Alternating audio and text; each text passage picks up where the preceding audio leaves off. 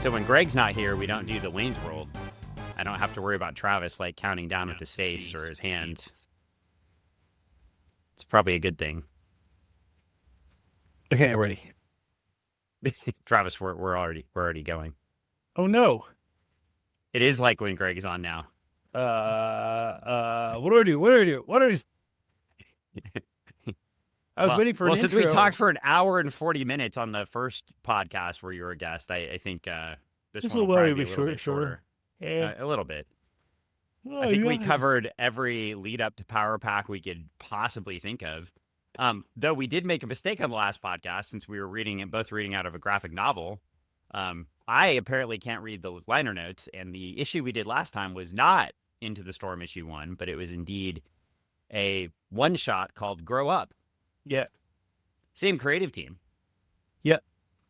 But now we're getting into the Storm #1. So I do want to point out another thing that I got confirmed from a reputable source. That little part at the end, right, is Guri Hero. Okay. So I did get that confirmed. Though I could not find that in the credits anywhere in the graphic novel.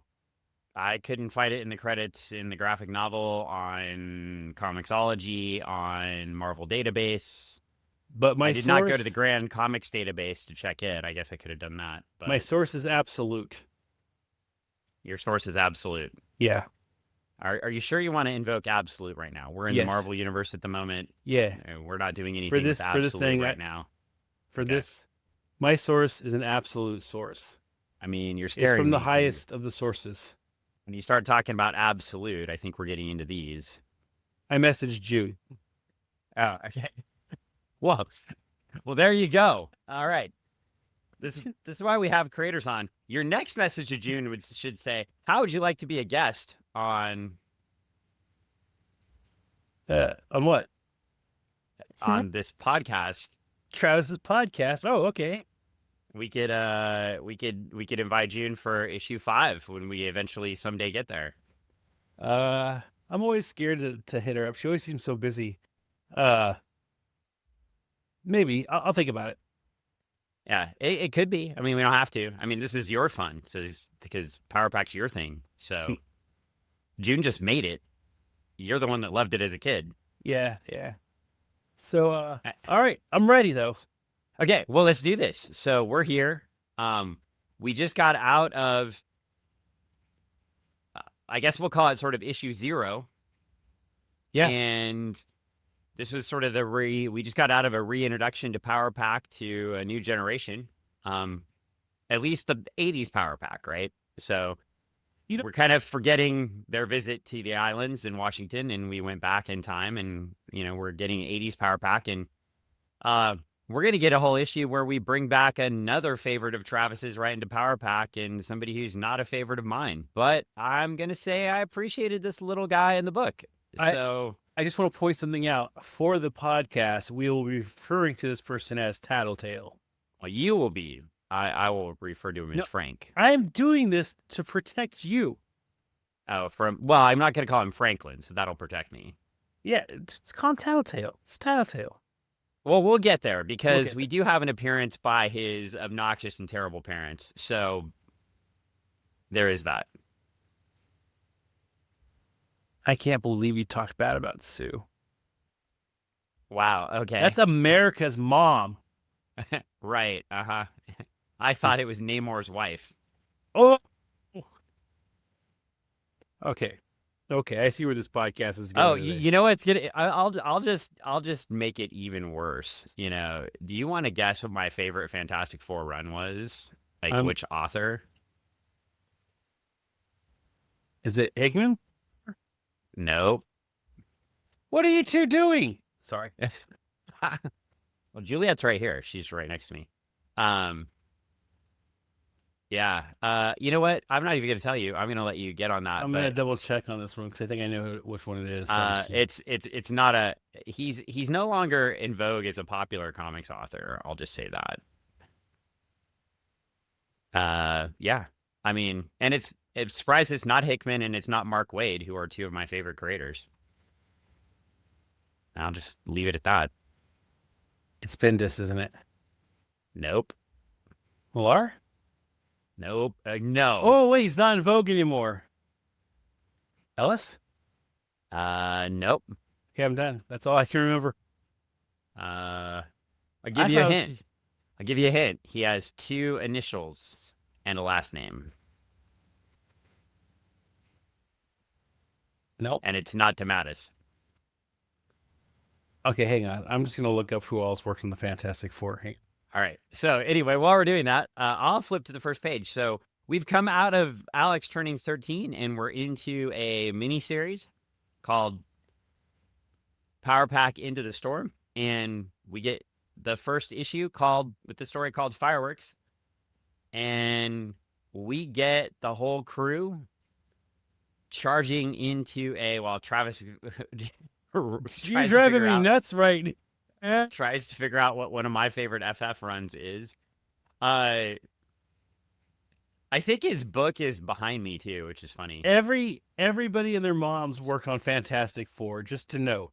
Well, that's fair. Literally, when I say that, his book's right behind me, actually. there we go. Oh, yeah. That's some drama. He has a lot of drama. It's weird that book just came up in a writer's call recently. Of like, yeah.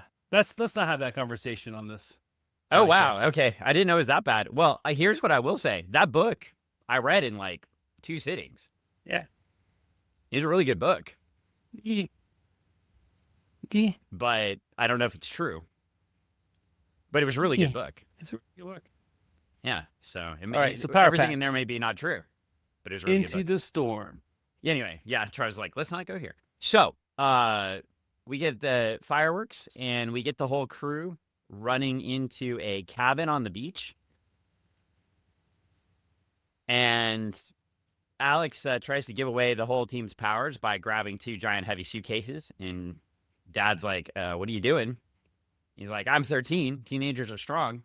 Yeah, strong-willed. I don't know, strong, but, you know, we'll roll. We'll roll with it. And we get Julie heading the pack, right? Or no, that's not Julie. Julie's in the back. That's Katie leading the pack, right? Yep. Julie leading the pack would make sense since she's the fastest, but she's hanging back. Oh, they put them in age order, didn't they? They tend to do that with this group too. They do that. Also, Julie ends up always being the responsible one.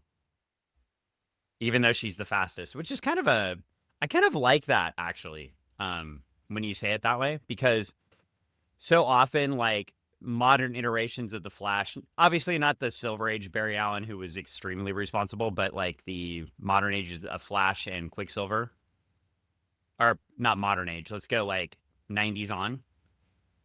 They were not the most responsible ones, and then Bart Allen too, just because they had super speed. They made them like not responsible. And yeah, that's kind of a cool twist on it. You give the most responsible one the speed powers. She didn't originally have the speed powers. Well, you said they switch, right? Yeah. Stella. Sorry. But it's well, we flip the page and she does kind of use the speed powers to go through the door. And I love this. I love the beginning of the book. They're teasing each other about their powers. They call Jack Cloud Boy, which is somewhat accurate. And they're just bantering back, and they're trying to find the key. And then Katie finds the key, opens the door, and they're off to start their adventure at the cabin. I want to point something out very unusual. The house on the next page, top left panel. House on the left page, top left panel. You know, if this book had page numbers. Yeah. So you're saying page 4-ish? Yes. Yeah. So where they're heading to the beach. Yeah. And you get the background of the house. Yeah. Just a weird thing on that one, which is in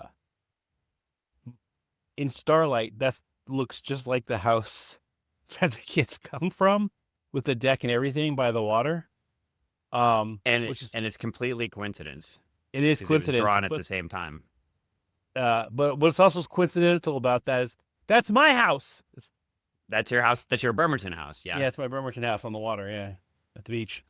Did you know, on this podcast, if you mention Bremerton, you have to mention a certain band? No, I'm not doing that.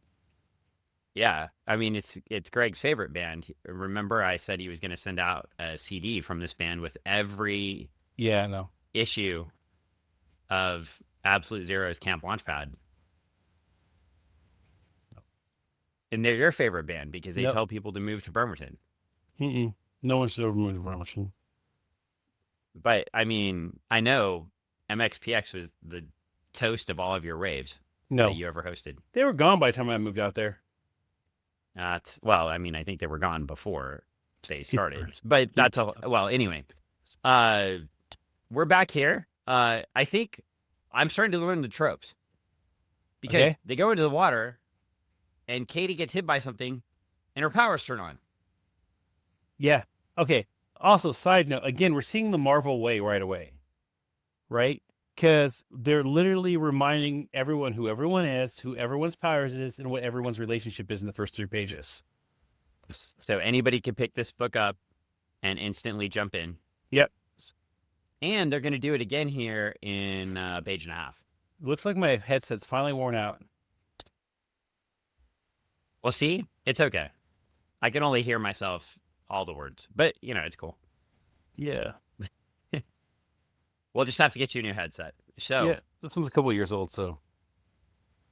All right. that's why I just used the Bluetooth and the cool microphone. But we are flipping the page, and we get Dan's favorite character in all of comics, Tattletale. sleeping away. Yep. And he's dreaming about a lizard lady. It looks like a brood.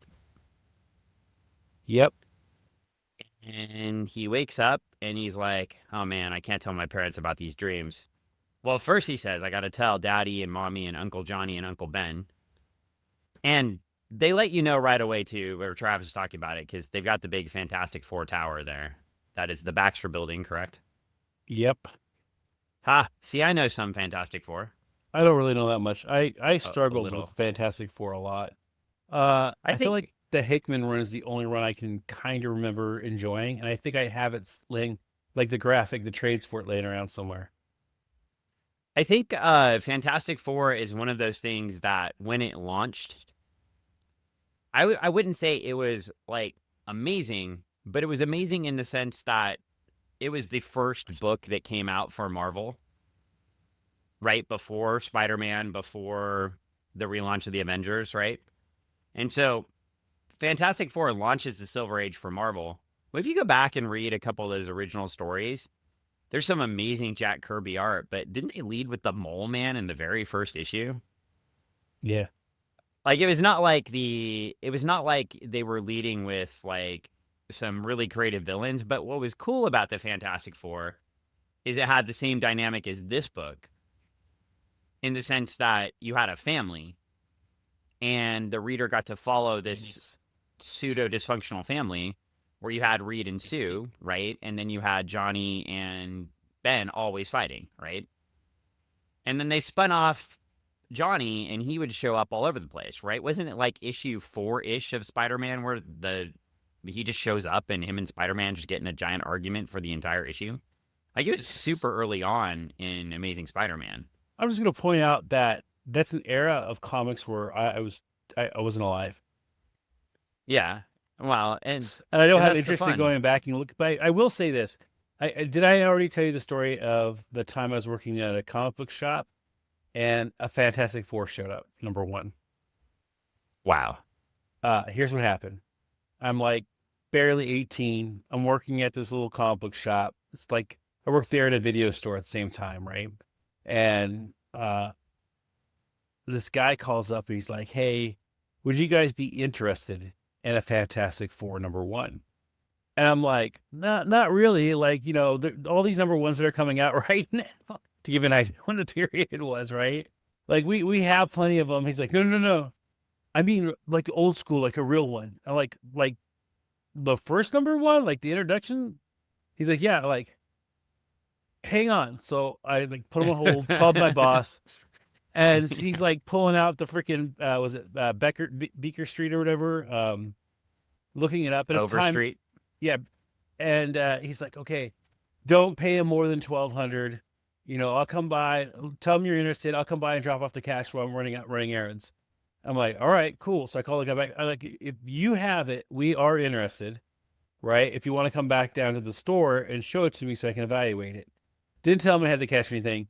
And so I let him go. He's going to be there in a couple of hours or whatever. The boss drives by. He's $1,200 was a lot of money back then, right? And he's like, don't give him more than 1,200, being like, that is the highest price we're going to pay for Fantastic Four #1. Right? And it better be mint. Like, this is before things could be slated, and it better be like a 9.9. Right. So I put the money in the register, locked everything up. He takes off. The guy comes by. I'm like, okay, cool. This sounds really cool, right? He whips it out, and I look at it.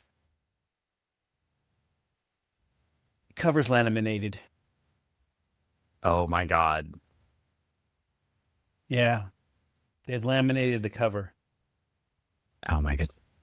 Like, destapled it, the spine, took it to a library or something, and ran it through a traditional laminator, and then restapled it at some point.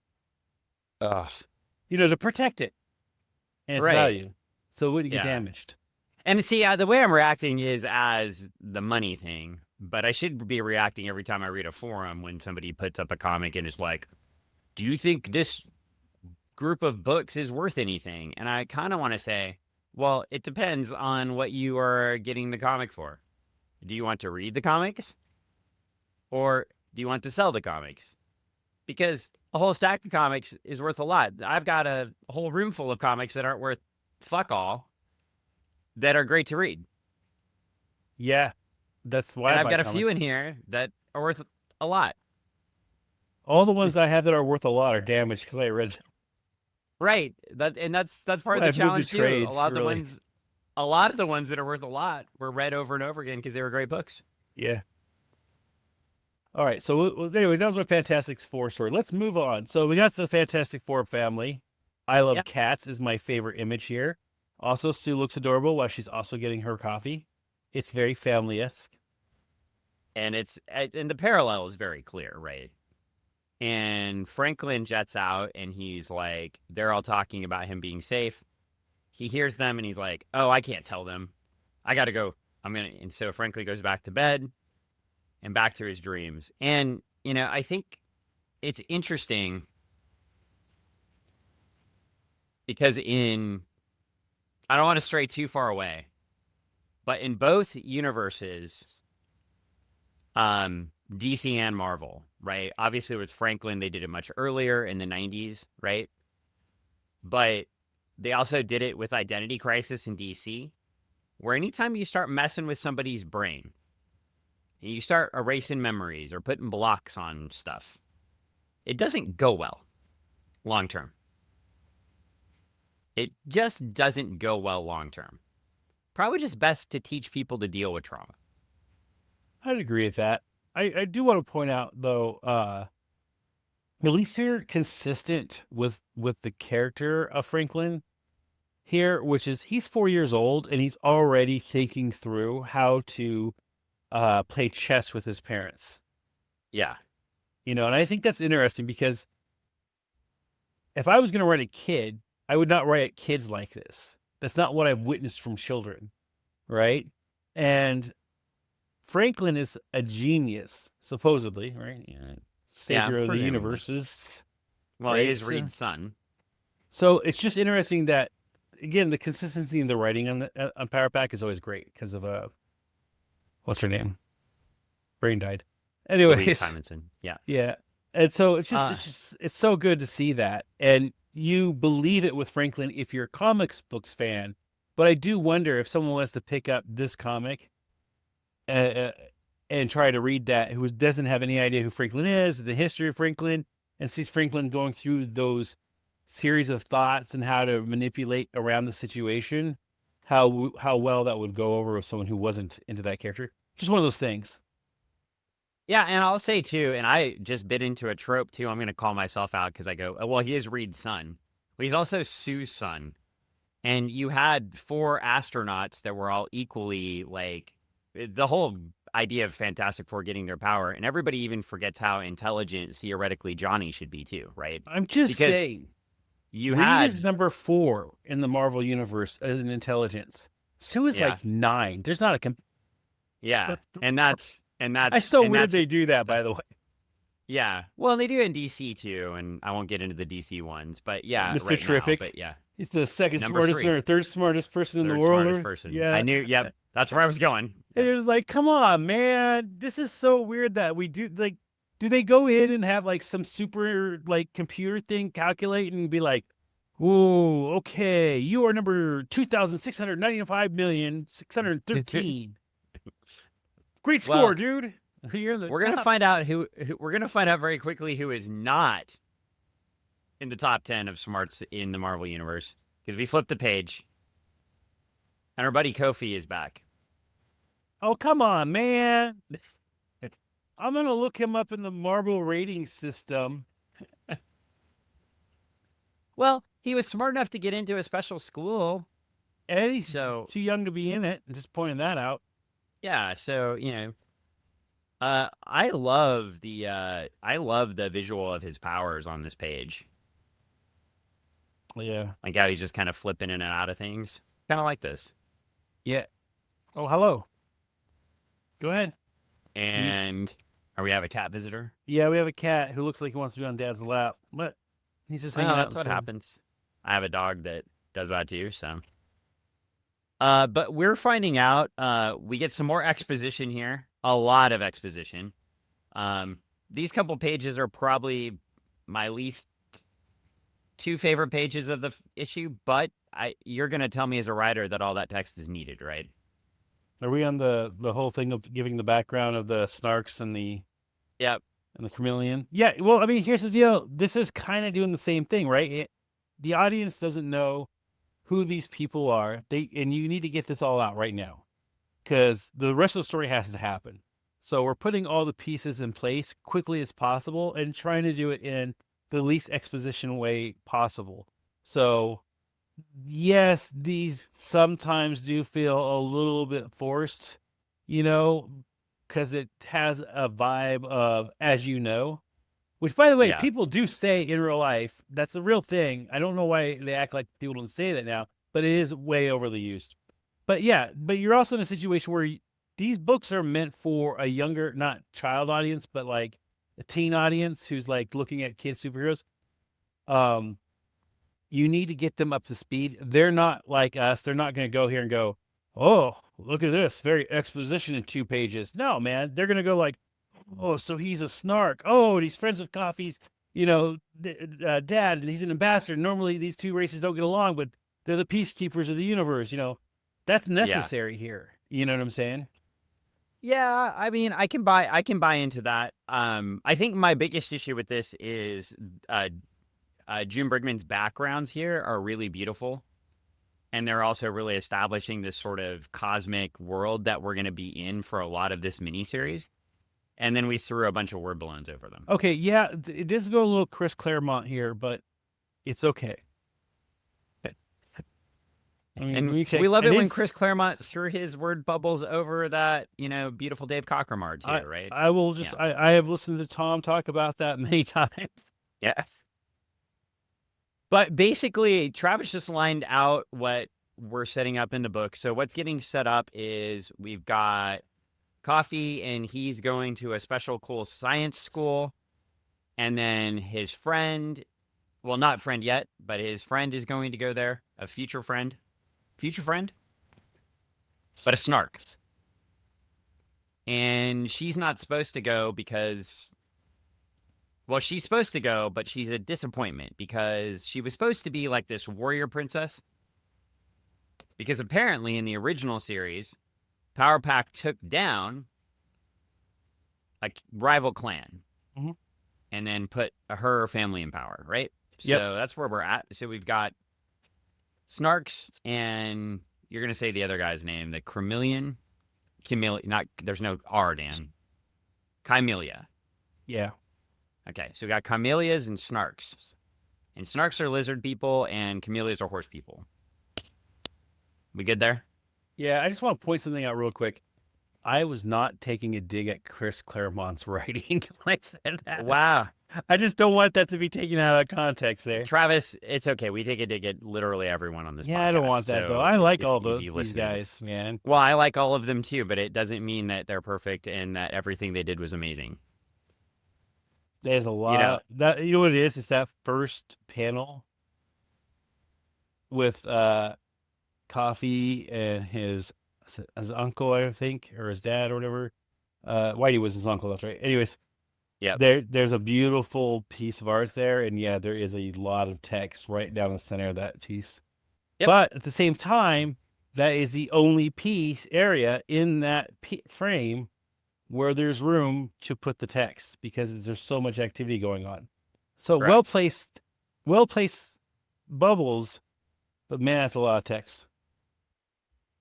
Well, and we flipped a page, and the last thing on the page is we're kind of setting up some of the story for the rest of the 5 issues. And we get the Snark saying, "Nor do I am, and I'm pleased to see a Snark clan turn from war to learning." So we've got a setup, right? Yep. So somebody in this story is making a change for their civilization, right? Yeah. It's a big deal. Oh man, this next page has beautiful panels. Yeah. Like Are the you talking layout of about the FF page. and the beach. Yep. Yeah, this is really well done.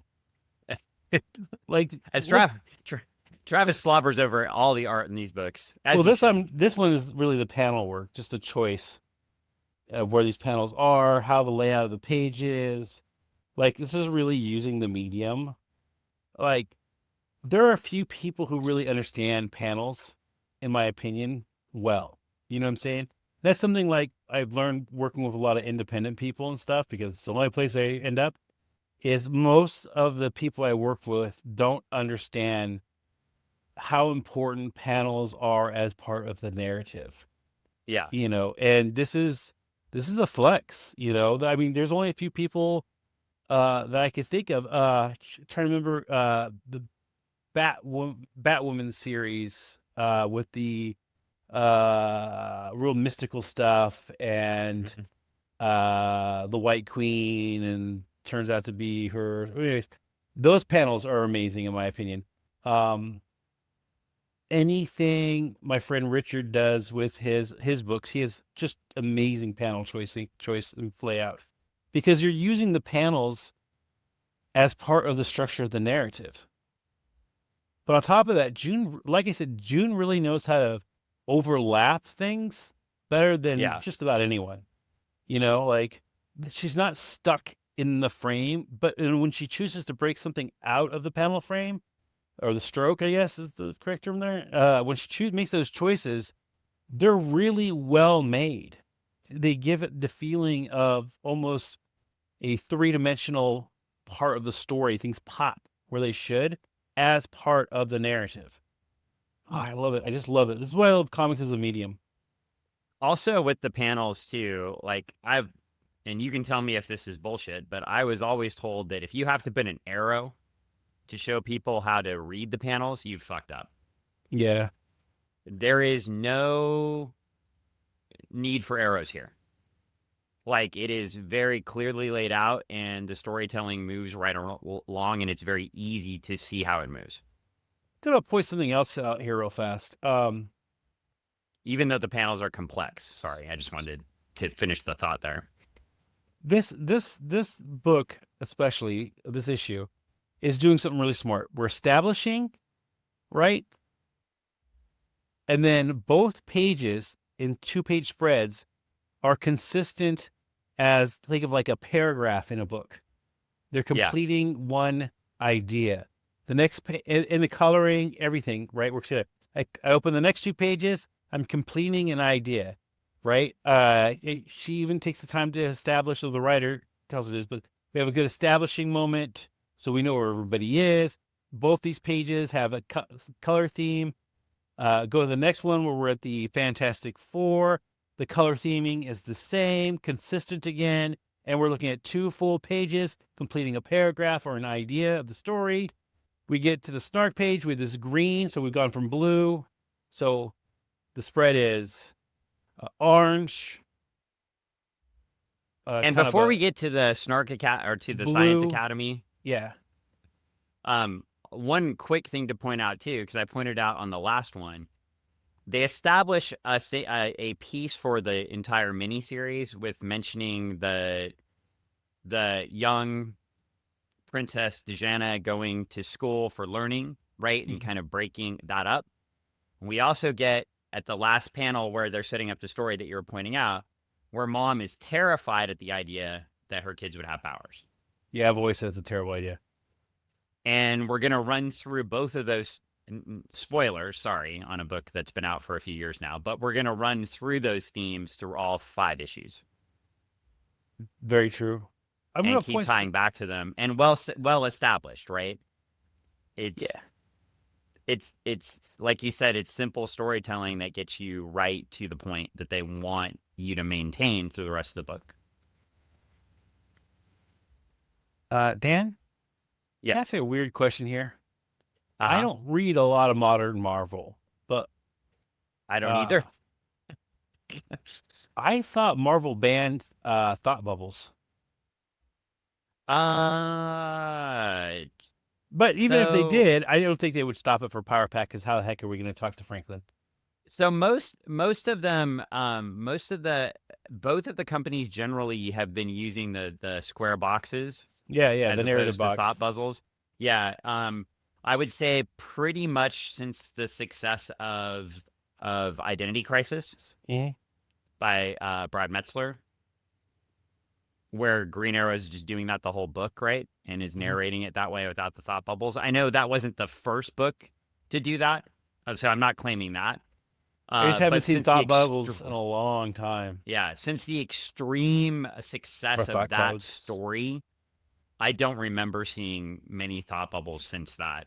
And it is just it is just an cloud, easy I think, way. Is the correct term, by the way. We just don't see them that often.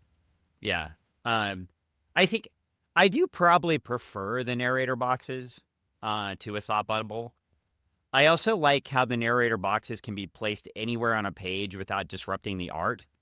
And you can mark the character just by changing the color of the box. I always thought that was just a really smart thing. And again, it probably showed up before this, right? Probably somebody screaming at me going, Dan, it was here.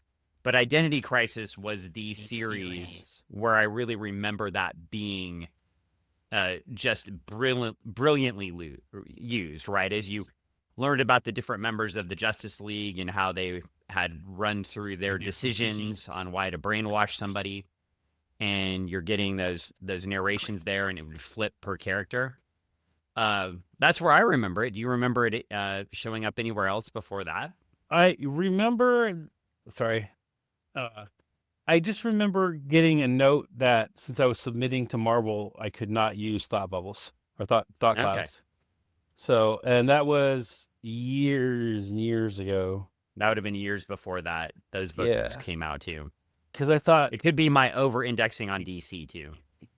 I do want to do again. I was just getting into this a second ago. Nolan Woodward is the colorist on this book. And it is just amazing. Blue. Now I'm in 2 pages of green. I'm going to hold the book up real quick so the people watching the video can see what I'm talking about. I think that if you're going to make comics, you need to be aware of things like this, right? So we're completing a thought, and we have a consistent color theme happening on both pages, right? And then we're going to move to the next one, and we're moving to the Baxter Building, and right, we're going to complete the thought and use both pages and keep the colors consistent. Yep. Right, we're going to move to the next story, the next paragraph, if you will, in the book. Right, and we're all green themed and brown. Right, looks like ElfQuest actually. Okay, and just this, and then we're at the beach, and we have these soft kind of mellow, cyan feeling hues, right? Beautiful work. So like, these are things that are important because, and I admit I've done this because sometimes it's just, I got so many pages and there's some tricks around this, but good consistent storytelling, understanding the left and the right page, understanding what the page turn does, understanding that, two pages are going to be seen at the same time. You need to be aware of that when you're writing your script, Yeah. And you need to be aware of that page turn is going to do a reveal with the right side first, and then the back side is going to be revealed second. Understanding that and using that to your advantage when you're developing your book is just next level for a lot of people. This is just proof that this is a very, very experienced team. And now I'm embarrassed because, by the way, when I was looking for the credits and we were looking for them on the last podcast, Hiru is right here. Right in the book. Oh, okay. Well, there you go. No, I feel dumb. And Well, why do you feel dumb though? You called it out and credited them. Yeah. So Yeah. it's. I just want to make sure. I'm really big on credit, and I just want to. This is a pretty page. I will also say on the next page too. Again, the color scheme changes again. Yeah. And I like how they're coloring the planets differently too. Yeah, there you go. Yeah, to really distinguish that. I think when you do any sort of cosmic, you really need to have established backgrounds for each planet that you go to. So it doesn't just feel like the same dark universe or the same happy universe that you're going through. Yeah. And I think they did a really amazing job here too. With we're gonna come up some. There's the trick. One of the tricks is going to talk about, but okay. Yeah. Well, so go ahead. I'll let you lead again. Well, I was just gonna say we're here, and I was just gonna summarize these pages really quickly. We're just establishing more characters, right? So we're on the Intergalactic Academy of Science, and Coffee meets. I always forget now. I've forgotten her name. It's What? Say again? Dejina, right? It sounds like a Jin. Is it Jinna or Dejina? Do you think?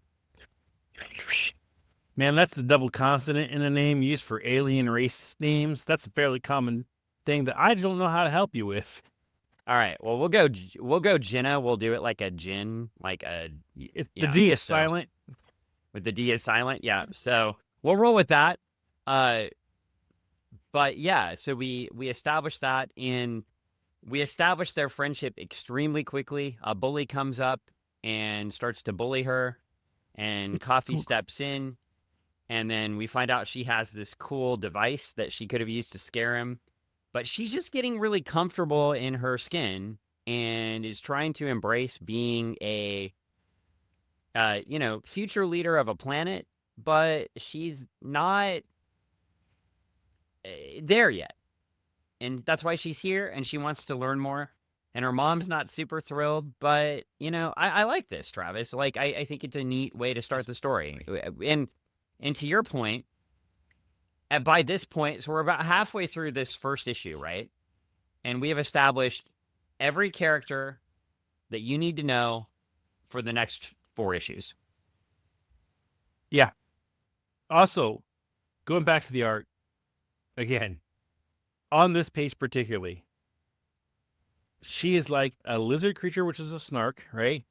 And I can tell she's a teenage girl. Yeah. Right? I can tell Coffee's a teenage boy, right? I didn't mean to gender class them like that, but I'm just saying, like, visually, they're gender enough to know that she's probably going to have a sweet.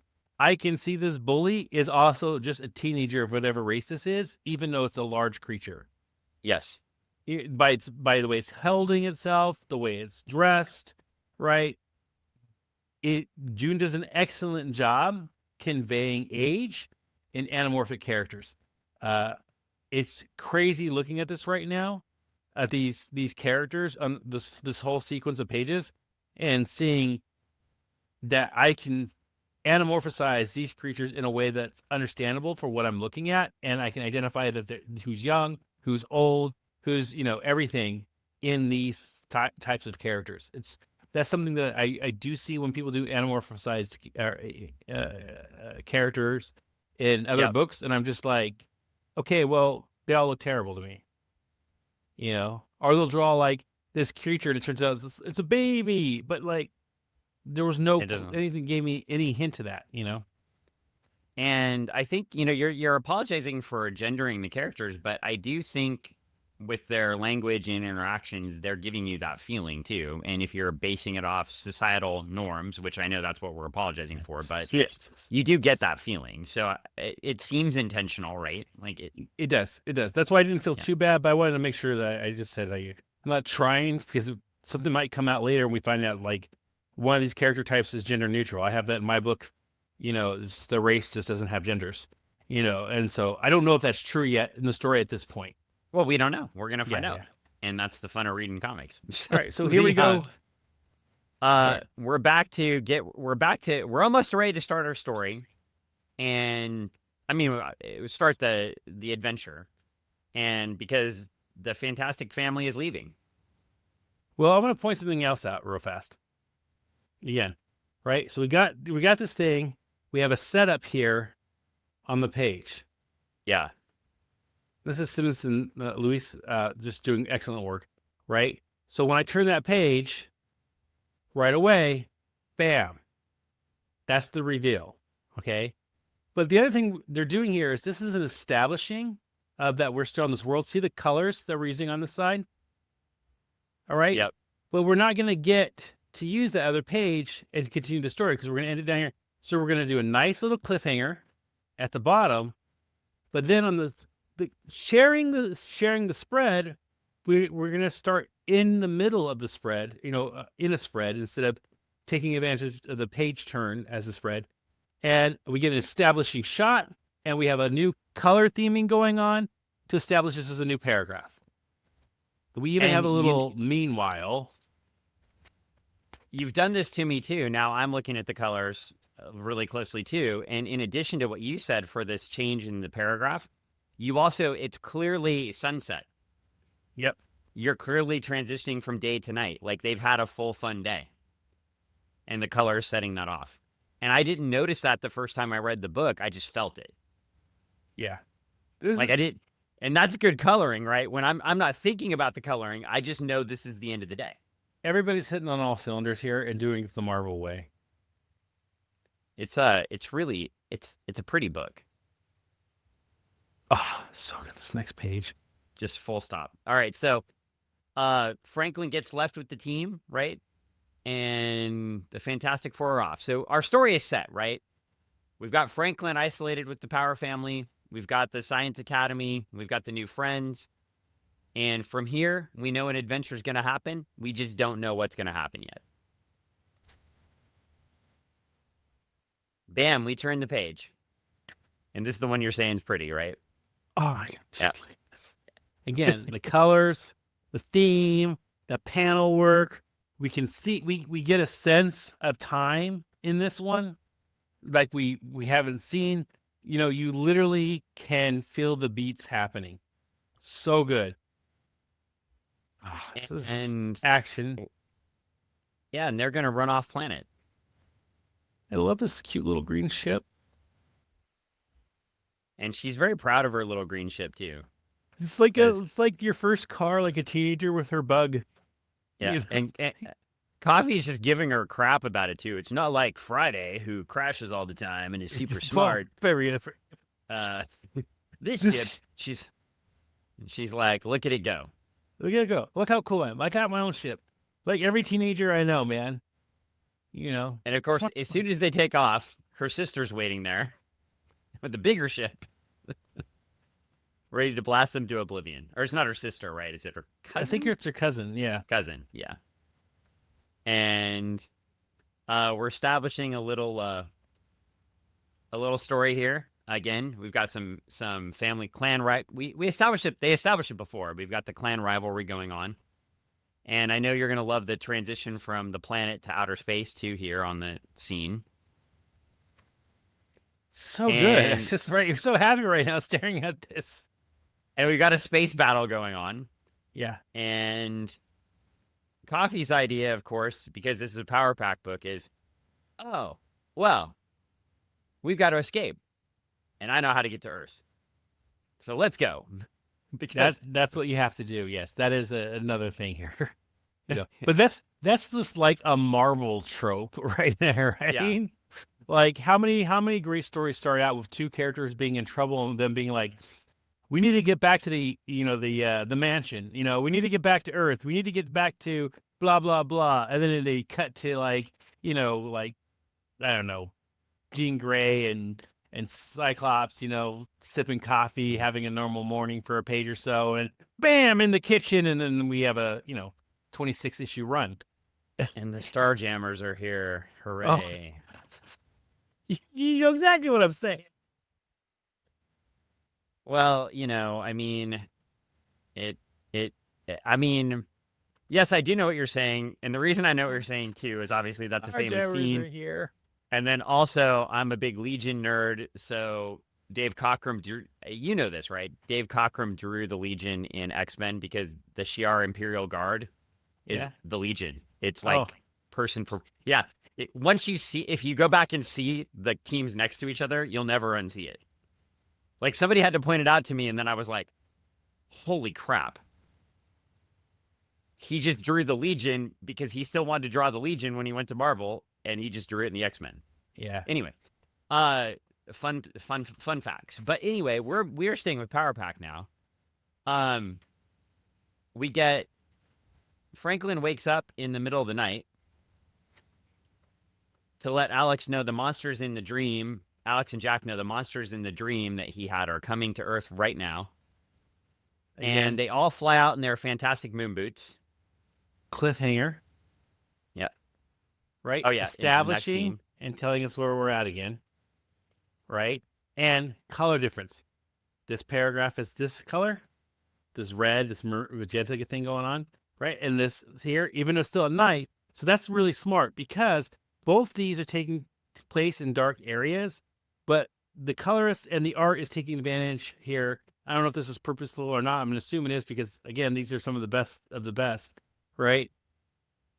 They don't want to have two blue pages. They need the story to change here, right? So we have a lot of magenta going on here to show, and then we have a nice cliffhanger because we know we're going to share the splash. And we get the beautiful beach scene, except now it's nighttime, and so the coloring has changed in the background too.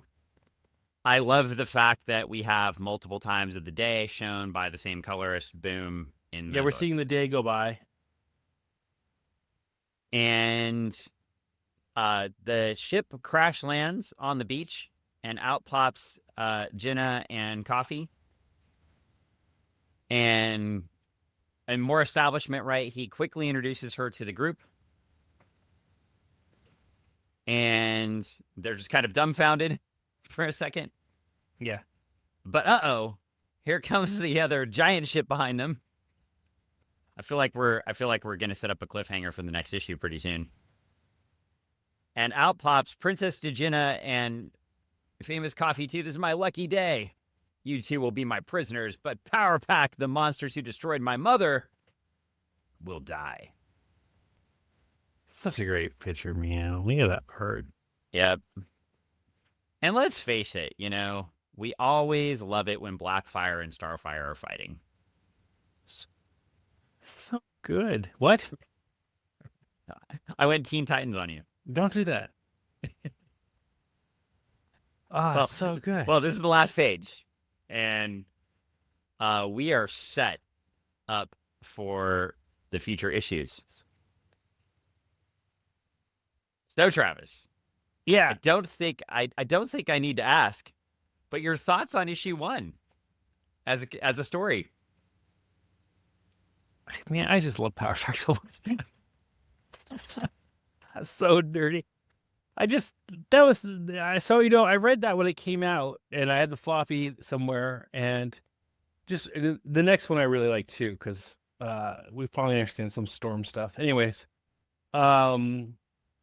and just reading it again today, and just like looking at like when I was a kid reading comics, I would catch on to things, but as I've gotten older and I've written a few now, and I enjoy it a lot. It's just so fun for me to look at it with a completely different eye and just get a big grin over either A, them accidentally stumbling into something brilliant, because I can never tell sometimes, like I don't know how many times I've been talking to another writer or team, and I'm like, hey, that was really smart the way you did this thing on the thing and the thing, and they're like, yeah, that was smart. That's just how it worked out, right? I've totally built it up in my head, which is fine. I've gapped it, but just seeing that team again, firing and understanding their characters, loving their characters, understanding what works for them. And like I said before, there's just that whole thing of uh, understanding that Power Pack can get weird, Yeah. and just to let it happen. I would also just say it's I've said this a lot recently with Greg, but I think it is exciting that there's a lot of books now that are just fun. Yeah. Like, I don't need everything to be like Alan Moore Batman. Oh man, I am. One of the things I've said before, and I think I've talked to you about it when we were working on Starlight, which is I am over the deconstructed superheroes. Yeah. That was the whole thing. I wanted to reconstruct a deconstructed superhero to see if I could do it, but I want to, when I buy comics, when I see a movie, I want to escape my life. I don't want to Yes. escape into a worse life most of the time. Other people might, and that's fine. Those comics are for them, right? But me personally, I feel like living in D is for Vendetta. I don't feel like reading it. Yeah, and in DC right now, you have a stark contrast of people leading that universe, and which is interesting. And obviously, I mean, I'll leave Williamson out of it for a second, but from a writing standpoint, you've got a very different writing standpoint right now going on in DC Comics between, I'm talking right now, 2025, between Scott Snyder and Mark Waid, running very different, but they're managing to link things together. And I think it's very interesting right now because Scott Snyder runs a little bit darker. Waid can run dark. I've got some dark Mark Waid right behind me, like Uncorruptible and that stuff, the independent stuff he did. But his are much more brighter. Like he's running flashbacks and just kind of throwing stories in the universe as they go. Bringing back the Justice League, putting them on the satellite, making it like the cartoon, like doing stuff like that. Yeah. And so it's just a very different, it's kind of interesting to see how those things are writing together. But I will just go back to the thought we were having is I had a little operation on my arm today, and I came home and read all these tonight because they were fun, and I didn't feel like I had to digest them. And Greg and I, a few episodes ago, and it seemed like these episodes lasted an eternity, when we were going back through Flex Metallo, and I'm like, we're reading deconstructed superheroes, and I'm just like dying every time I have to read one of these books. It feels exhausting. These books are not exhausting. They're fun. That makes me feel really good because I do love when people find Power Pack, especially as an adult. I think it has on Gen Xers especially. It reminds you of being a kid and being wowed and not overthinking it. Like there are great comics that do that. I think you should read all those too, right? But I also want in my life something where I'm watching it feel like I'm reading the kinds of adventures I used to play through as a kid. Because when we played as kids, we met, was it pretend, right? I forgot the word pretend. That's how my brain works. When you played pretend, right? You were kids and you were playing. A lot of times you'd play kids who had superpowers and you'd have these weird things and all this other stuff. And here's something else too that I really respect on the writing on this, which is when I played pretend as a kid, we did not have weird stuff like the booger monster or, just stupid stuff you see adult writers Yeah. thinking like a kid. When we were kids, it was serious to us when we were pretending to have superpowers. It was serious to us when a monster was coming to get us and we had to hide on the porch or the monster. That's how pretend works. It's not all like, oh, kids are so adorable. They invent, giant squirrely monsters. Okay, that's because that's all the skill the kid has to draw is the squirrely monster. It Right. doesn't mean that they're running from a squirrely monster. They're trying to give you an expression of what they're pretending, which more than likely is 100 times more serious in their head and important than you're giving them credit for when you replicate it with the squirrely monsters. Yeah. And it's interesting, and maybe I'll finally get around to finishing writing my book, but I've shared some of my scary dreams with you, which I Yep. was writing into one of a book. They're terrifying. I don't always want that when I'm reading, right?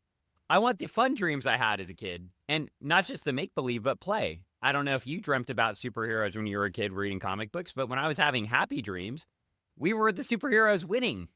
Yeah.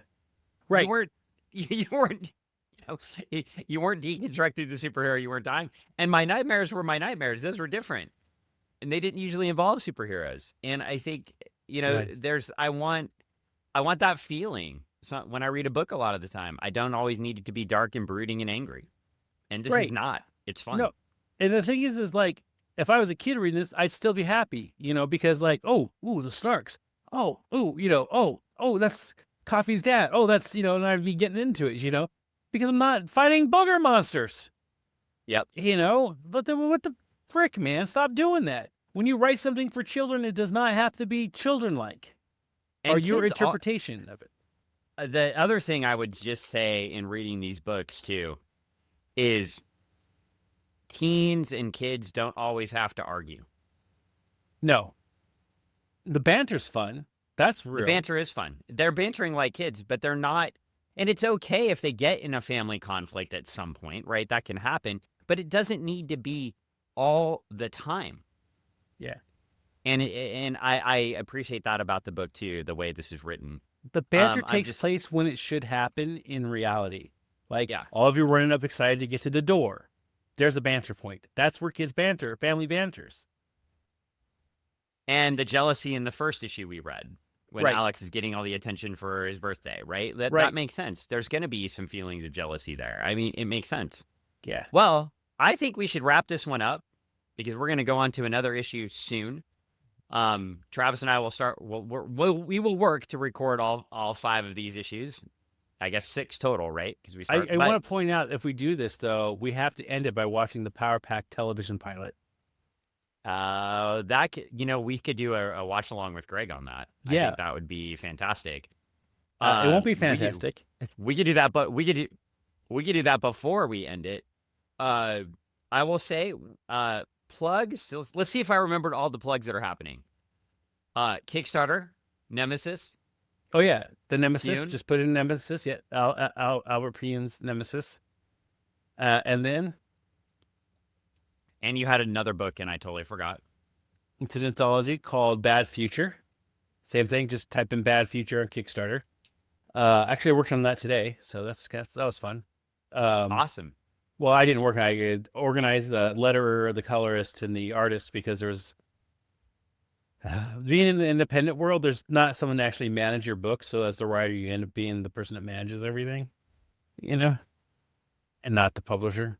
You need a Dan, and so we just need your writing projects to be big enough. You can just put me on salary. I just want to be my writing projects big enough to where I can hand off my book and move on to the next one, and not think about the production after that, other than if they had red lines. And we'll go to that. And then anything else you're promoting right now? Las Vegas Chamber of Commerce? No, good. Oh, I brought something to wear though. I found this. Hang on. Okay, you ready? Yeah, You ready? I'm very ready. I never Can you know see what, me? you all not yet. No, you have to You can't stand see back me, up. right? No, I cannot see you. Okay, cool. There. Oh, are we selling those? What? Are we selling those? No, You selling those? no. No. There's probably like 20 of them in existence. Greg, Brett, and I have 3 of the 20, I think. Oh, there you go. So Yeah, I just happen to have it because I had it shipped down for a convention for someone to wear at the convention. I would never wear this thing, but I was just so happy. fantastic. See, so Starlight's back right now. You can also buy Starlight still. Yeah, you technically still buy it, yes. You can just go to Starlight. It's on There we Amazon. go. Yeah, it's on Amazon. It's on your website too. Yep. So All right. we've got that. Let's see. I don't have anything to plug right now. You could always still support Greg by picking up a copy of Absolute Zero's Camp Launchpad. And we're getting toward the end of the summer here, but fun, cool summer kid story that adults can read too. Those are the best kind of stories.